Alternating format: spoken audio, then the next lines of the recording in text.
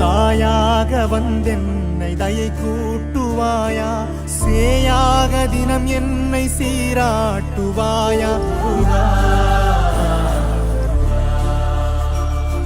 உலகெங்கிலும் வாழும் தமிழ் நெஞ்சங்களுக்கு உங்கள் செல்வ கார்த்திகேயன் அன்பு கலந்த வணக்கங்கள். துலா ராசிக்கு 2026 இந்த பங்குனி மாதம் எப்படி இருக்கும்? இந்த பங்குனி மாதத்தை பொறுத்த வரைக்கும் கிட்டத்தட்ட பார்த்தீங்கன்னா உங்கள் ராசிநாதன் சுக்கிரன் வந்து பார்த்திங்கன்னா 6வது வீடான மீன ராசியில் வந்து சனியுடைய இணைவில் இருக்கிறாரு.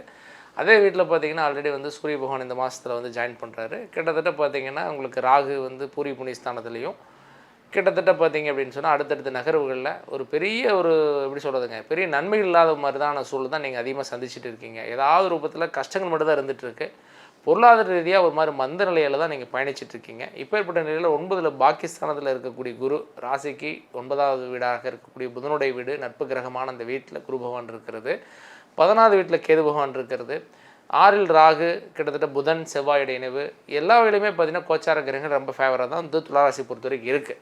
ஆனால் பட் நம்மளுடைய எதிர்பார்க்குற காரியங்களில் ஒரு தொய்வு, ஒரு மாதிரி மந்தம், ஒரு மாதிரி அலைச்சல் நிறையா இருக்குது, ரிசல்ட் இல்லாத மாதிரி ஒரு ஃபீலு, பண விரயம், ரொம்பவே பார்த்திங்கன்னா நிறைய கடன் வாங்கக்கூடிய சூழல், நிறைய பார்த்திங்கன்னா பயமாக ஆரம்பிச்சிருச்சு. என்ன பண்ண போகிறோம், அடுத்து என்ன செய்ய போகிறோம் அப்படிங்கிற ஒரு பயமும் ஒரு பதட்டும் இருக்கத்தான் செய்யுது. ஏன்னா இன்றைக்கி வந்து ஆடம்பரத்திற்காக நிறைய கடன்களை உருவாக்க வச்சுட்டோம். நம்ம ஒரு வீடு வாங்கினோம், ஒரு சில இடம் வாங்கினோம், ஒரு சில வந்து வாங்குறதுக்கு ஒன்றுமே இல்லை, ஆனால் பட் நிறைய கடன் தான் இருக்குது, ஒன்றுமே பண்ணலை, என்ன பண்ணியிருக்கோன்னே தெரியல, கடனை வாங்கி வச்சுருக்கோம். இப்படி நிறைய குழப்பங்கள் துளாராசிக்காரங்க இடைப்பட்ட காலங்களில் நிறைய சந்திச்சிருப்பீங்க. கண்டிப்பாக உங்களுக்கு வந்து அதுக்கெல்லாம் ஒரு விடிவு அப்படிங்கிற மாதிரி தான் நம்ம இந்த டைம் எடுத்துக்கலாம். ஏன்னா இந்த பங்குனி மாதம் முழுவதும் நம்ம கடனை முடிச்சிடலாம் முடியுமானா முடியாது.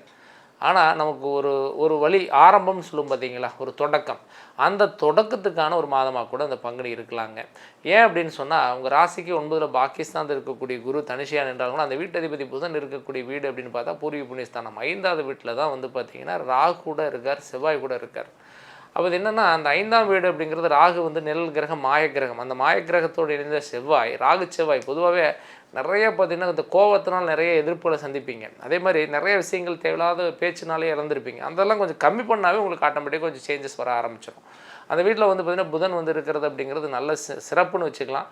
கண்டிப்பாக உங்களுக்கு அந்த வீக்னஸ் கொஞ்சம் கம்மியாகும், பண வரவுகள் சீராக இருக்கும், உங்கள் பிஸ்னஸ் நல்ல மாற்றத்தை கொடுக்கும், வருமானம் கட்டாயத்தனமாக ஏதோ ஒரு பட்சத்தில் உங்களுக்கு நல்ல வருமானம் வர ஆரம்பிக்கும்.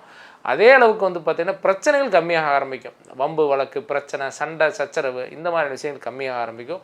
உங்கள் மேலே வந்து உங்களுக்கே வந்து பார்த்திங்கன்னா ஒரு பாசிட்டிவ் எனர்ஜி நீங்கள் சந்திப்பீங்க. நல்லா இருக்குது அப்படின்னு ஒரு மாதிரி எனர்ஜியோட ஃபீல் பண்ணுவீங்க. அந்த மாதிரி ஒரு மாற்றம் வரப்போகுது. அதுதான் இந்த மந்த்து. இந்த பங்குனி மாதத்தை கரெக்டாக யூஸ் பண்ண மட்டும் போது திட்டமில்லோடு யூஸ் பண்ணுங்கள். அதே மாதிரி வேலை இல்லாமல் வேலை இழந்து காணப்பட்டு இருந்தாலும் சரி, அல்லது வேலையில் இருந்து நிம்மதி இல்லாமல் இருந்தாலும் சரி, கண்டிப்பாக உங்களுக்கு வேலையில் ஒரு சேஞ்ச் ஒரு கட்டாயமாக உண்டு. அப்போ உங்கள் மேலதிகாரிகள், சக ஊழியர்கள், கூட பயணிக்கிறவங்க அவங்களும் உங்களுக்கு சப்போர்ட் பண்ணுவாங்க. அல்லது ஏதோ ரூபத்தில் வந்து ஒரு பதவியோ புகழோ எதிர்பார்த்துட்டு இருக்கிறீங்க, அது கிடைக்கக்கூடிய வாய்ப்பு கைக்கு வர மாதிரி வருது, ஆனால் கிடைக்க மாட்டேது அப்படின்னா அது கண்டிப்பாக அந்த நேரத்தில் அது ஒரு நல்ல ரிசல்ட் கிடைக்க போகுதுன்னு வச்சுக்கலாங்க. ஆக மொத்தத்தில் கண்டிப்பாக இந்த 2026 பங்குனியில் ஒரு நல்ல ஒரு சேஞ்ச் ஒரு பிஸ்னஸ்லேயும் சரி வேலையிலையும் உண்டு.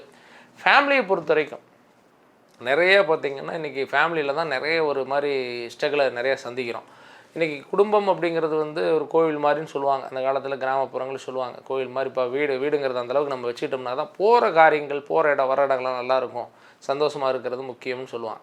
இன்றைக்கி நிம்மதியான நித்திரை இல்லை, நிம்மதியான சாப்பாடு இல்லை, நிம்மதியான தூக்கம் இல்லைங்கிற அளவுக்கு தான் இப்போ இருக்குது. இன்றைக்கி நான் சூழல் வந்து பார்த்திங்கன்னா காசுக்கு அப்பாற்பட்டு மன நிம்மதி, மன நிறைவு அப்படிங்கிறது ஃபேமிலி இல்லாமல் தான் நிறைய பேர் இருக்கிறாங்க. இன்றைக்கி கணவன் மனைவிக்கெல்லாம் அடிக்கடி சண்டை சச்சரவு பிரச்சனை, இதனால் வந்து குழந்தைகள் கூட ஒரு பிரிவினையாக இருக்கிறது. பார்த்திங்கன்னா எனக்கு தெரிஞ்ச ஒரு கிளைண்ட் பார்த்திங்கன்னா அவங்க 2 பேரும் சண்டை போடுறாங்க, ஆனால் பட் குழந்தைக்காக என்ன பண்ணுறாங்க, ஒரே வீட்டில் இருக்காங்க, ஆனால் பேசுகிறதே கிடையாது. இது வந்து பார்த்திங்கன்னா இப்படியே இருந்துட்டு தான் இருக்கிறாங்க. அவங்க வந்து இப்படியே வாழ்க்கையை ஓட்டிடலான்னு இருக்கிறாங்க. ஒரு சிலர் பார்த்திங்கன்னா 2 பேர் தனியாகவே இருக்கிறாங்க. குழந்தைய வந்து பார்த்திங்கன்னா அவங்க பாடி தாத்தாட்டு விட்டுட்டு குழந்தைய வந்து எப்போ ஒரு டைம் 2 பேரும் போய் பார்த்துட்டு வராங்க. இப்படி இருக்கிறாங்க. இப்படி இருந்தால் என்ன வாழ்க்கை சொல்லுங்க பார்க்கலாம். சந்தோஷமாக ஒரு பயணம் வருங்கிறது குடும்பத்தோடு பயணிக்கிறதான ஒரு நல்ல விஷயம். அப்போ இந்த நிலைகளை வந்து துளாராசிக்காரங்க இடைப்பட்டு நிறைய பேர் சந்திச்சுட்டு இருக்கிறீங்க. ஃபேமிலிக்குள்ளே நிறைய கருத்துகளோடு சந்திச்சுட்டு இருக்கீங்க. இந்த நிலை வந்து பார்த்திங்கன்னா இந்த 2026 இந்த பங்குனி அப்படிங்கிறதுல இந்த மாதத்தில் இது வந்து பார்த்திங்கன்னா உங்களுக்கு மார்ச் ஏப்ரல் 2மே கலந்து வரக்கூடிய ஒரு மாதம். கிட்டத்தட்ட இந்த 15 நாளுக்கெல்லாம் எடுத்துக்க வேண்டாம். நீங்கள் கிட்டத்தட்ட 1ஆம் தேதியிலேருந்தே பங்குனி 1ஆம் தேதியிலேருந்தே ஒரு நல்ல ஒரு சேஞ்ச் ஒரு கட்டாயமாக உண்டு. அப்போ ஃபேமிலியில் விட்டு கொடுத்து அனுசரித்து கணவன் மனைவி 2 பேரும் பேசுங்க. அப்படி உங்களால் பேச முடியலையா, உங்களுக்கு நம்பிக்கையான நபர்கிட்ட வச்சு பேச வைங்க, என்ன பிரச்சனைங்கிறது புரிய வைங்க. கண்டிப்பாக உங்களுக்கு சால்வ் ஆகும். கண்டிப்பாக அது நல்ல மாற்றத்தை கொடுக்கும். குடும்ப ஒற்றுமை உருவாச்சு அப்படின்னா உங்களுடைய ஆடம்பரம் அதிகரிக்கும், வீட்டில் சந்தோஷ நிகழ்வுகளை கண்டிப்பாக எல்லா விதமே நன்மைகள் உருவாக ஆரம்பிக்கும். அதனால் அதை பயனில் வச்சுக்கோங்க.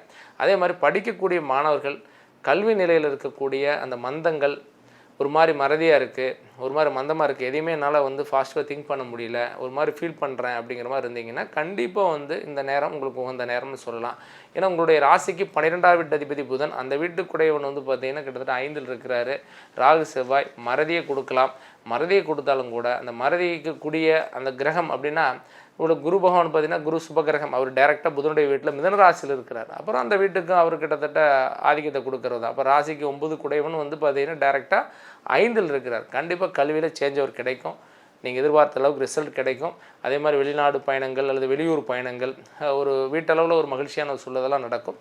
அதே மாதிரி திருமணத்துக்கு முயற்சி எடுக்கிறவங்க இந்த காலத்தை தாராளமாக எடுக்கலாம்.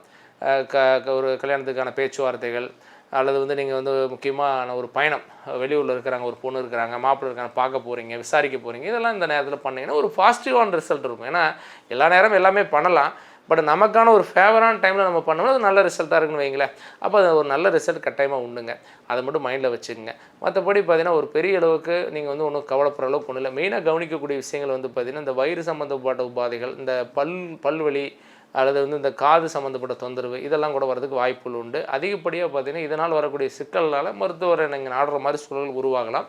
அதனால் கொஞ்சம் அதில் ஏதாவது தொந்தரவு வந்துன்னா டக்குன்னு ட்ரீட்மெண்ட் எடுத்துங்க, அசால்ட்டாக இருக்க வேண்டாம். மற்றபடி ஒன்றும் பெருசாக பயப்படாதீங்க, கவனமாக இருங்க, நல்லதே நடக்கட்டும். இது வரைக்கும் பார்த்தீங்கன்னா நீங்கள் பலன்களை டீட்டெயிலாக பார்த்துருப்பீங்க. இருந்தாலும் பார்த்தீங்கன்னா நிறைய பேருக்கு வந்து நம்ம பார்க்குறோம், மாதம் ராசி பலன் பார்க்குறோம், மாதம் கிரகநிலைகளுடைய பயிற்சிகளை பற்றி தெரிஞ்சுக்கிறோம்.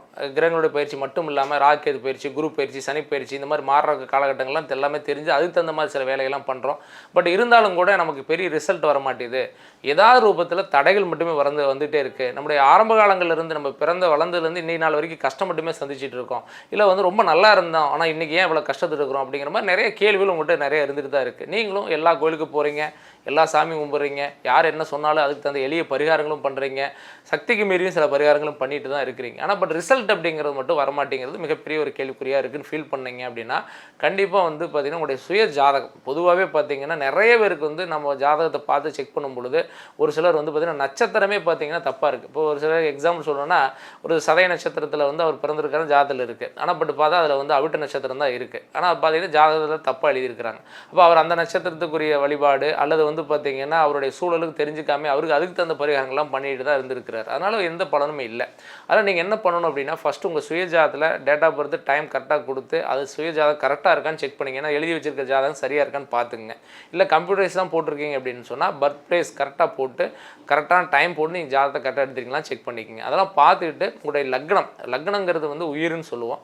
உங்களுடைய ராசி எப்படி நம்ம ராசி பலன் பார்க்குறோமோ, எக்ஸாம்பிள் வந்து நீங்கள் ஒரு மகர ராசியில் பிறந்திருக்கீங்க அப்படின்னா உங்களுடைய லக்னம் ஒரு கும்ப லக்னமாக இருக்குன்னு வச்சுங்களேன். அப்போ மகர ராசியுடைய பலனும் நீங்கள் பார்க்கணும், கும்பராசியுடைய பலனும் பார்க்கணும். ஏன்னா ரெண்டுமே உங்களுக்கு கண்டிப்பாக வந்து செட் ஆகும். அதனால் ஒரு சிலர் சொல்லுவாங்க, சார் எனக்கு 7.5 நடக்கிற மாதிரி ஒரு ஃபீலாக இருக்கும்பாங்க, ஆனால் அவங்களுக்கு 7.5 நடக்காது. கும்பராசிக்கு நடந்துருக்குன்னு வைங்களேன், அவருக்கு வந்து துளாராசினா 7.5 நடக்காது. ஆனால் கும்ப லக்னம் இருக்கிறதுனால அந்த சனி வந்து அவருக்கு வந்து வீக்னஸ் பண்ணிகிட்டு இருக்கும். இந்த மாதிரி வந்து பார்த்திங்கன்னா அவங்க லக்னம் என்னங்கிறதையும் தெரிஞ்சுக்கிட்டு அந்த லக்னத்துக்குரிய பலனும் நீங்கள் பார்க்குற மாதிரி பிளான் பண்ணிக்கோங்க. அதே மாதிரி உங்கள் ஜாதகத்தில் என்ன யோகம் இருக்குது அது வந்து உங்கள் சுய ஜாதகத்தில் 14வது வீடு நல்லா இருக்குதுன்னு பார்க்கணுங்க. அதே மாதிரி 5th பிளேஸ்ன்னு சொல்லக்கூடிய பூர்வீக புண்ணியஸ்தானம் நல்லா இருக்கான்னு பார்க்கணும். இந்த பிளானட்ஸ் பொறுத்த வரைக்கும் பார்த்தீங்கன்னா உங்கள் ஜாதகத்தில் வலுவாக இருந்துருச்சுன்னா எந்த பிரச்சனையும் இல்லை. ஒரு ஆட்சி பெறக்கூடிய கிரகம் வலுவிழந்து இருந்தாலும் பாதிப்பு தான். அதே வலுவிழந்த கிரகம் ரொம்ப பாதிப்பில் இருக்கக்கூடிய ஒரு நீசம் பெற்ற கிரகம் நீச பங்கம் பெற்றது அது யோகத்தை கூட கொடுக்கலாம். அப்போ ஒரு உங்களுடைய ஜாதகத்தில் சுய ஜாதகம் அந்த மாதிரி ஏதாவது யோகங்கள் ஏதாவது இருக்கா, அந்த யோகத்தை எப்படி ஆக்டிவேட் பண்ணலாம், நம்ம எப்படியான முறைகளை வழிமுறைகள் செஞ்சால் நம்ம அடுத்த லெவலுக்கு போகலாம் அப்படிங்கிறத தெரிஞ்சுக்கிட்டு நீங்கள் அதுக்கு தகுந்த மாதிரி தொழிலோ நீங்கள் பண்ணிட்டு இருக்கக்கூடிய பிஸ்னஸ் போக்குவரத்தோ அல்லது வந்து நீங்கள் ஏதாவது ஒரு அரசு சார்ந்த வேலைக்கு ட்ரை பண்ணிக்கிட்டு இருந்தாலோ அல்லது இனி அடுத்த பிளான் ஏதாவது வெளிநாடு பிளான் வச்சுருக்கீங்கனாலோ இந்த மாதிரி தடை இல்லாமல் இருக்கிறதுக்கு என்னெல்லாம் செய்யலாம் அப்படிங்கிறத தெளிவுபடுத்தி நீங்கள் பயணிச்சிங்கன்னா கண்டிப்பாக எல்லா வளங்களும் கண்டிப்பாக கிடைக்கும் உங்களுக்கு. அதனால் உங்களோட அருகில் இருக்கக்கூடிய அஸ்ட்ராலஜர் கரெக்டாக தெளிவாக நான் சொன்ன எல்லாம் கண்டு பார்த்து கரெக்டாக முறையில் ஜாதகம்லாம் இருக்கான்னு செக் பண்ணிக்கோங்க. அப்படி இல்லை உங்களுக்கு தெரிஞ்சவங்க இல்லை கரெக்டாக பார்க்க முடியலன்னா நம்முடைய கான்டாக்ட் நம்பர் கீழே கொடுத்துருக்கோம், நம்ம அந்த கான்டாக்ட் நம்பரை சேவ் பண்ணிக்கோங்க. என்றைக்கு உங்களுக்கு நீட் இருக்குன்னு நினைக்கிறீங்களோ அன்றைக்கி நம்ம வந்து கான்டாக்ட் பண்ணுங்கள். உங்கள் சுய ஜாதகம் எனக்கு வாட்ஸ்அப் பண்ணிங்க அப்படின்னா உங்களுக்கு டீட்டெயிலாக நம்ம செக் பண்ணிவிட்டு உங்களுக்கு பலனே நம்ம பார்க்கலாம். ஆன்லைன் கன்சல்ட்டிங் இருக்குது. இல்லை நேரில் வரணும்னு நினைக்கிறீங்க அப்படின்னா கோயம்புத்தூரில் ராமநாதபுரத்தில் ஜெம்மாஸ்பத்திரி பக்கத்தில் நம்முடைய ஆஃபீஸ் இருக்குது. நேரில் வரனால வாங்க, கண்டிப்பாக ஒரு டீட்டெயிலாக உங்கள் சுய ஜாதகம் நம்ம பார்த்துக்கலாம். நல்லதொரு பொழுதில் உங்களை சந்தித்து மிக்க மகிழ்ச்சி. மேலும் நல்லதொரு வீடியோவில் சந்திக்கிறேன். நன்றி, வணக்கம்.